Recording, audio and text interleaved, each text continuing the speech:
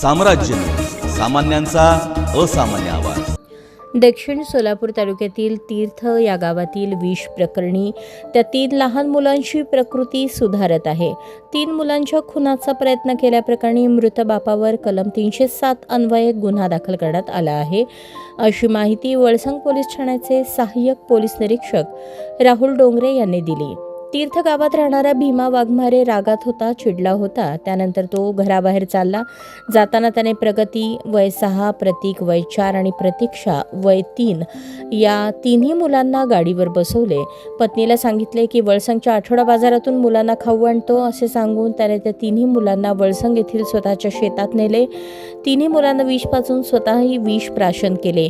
Phone करून पत्नीला विष पिल्याचे सांगितले, तेव्हा पत्नीने थेट वळसंग येथील शेत गाठले। तिथे बाप आणि 3 मुले बेशुद्ध अवस्थेत पडली होती। गावकऱ्यांनी चौघांना कुंभारी येथील दवाखान्यात नेले, तिथून शासकीय रुग्णालयात दाखल केले।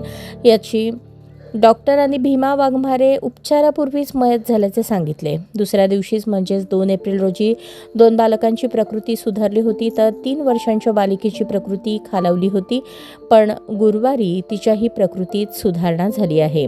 तीर्थ गावात राहणाऱ्या भीमा वाघमारे या शेतकऱ्याने स्वतःच्या 3 मुलांना विष पाजून स्वतःही विष प्राशन करून आत्महत्या केली। या प्रकरणी मृत बाप भीमा वाघमारे याच्या विरुद्ध कलम 307 अन्वये गुन्हा दाखल झाला आहे।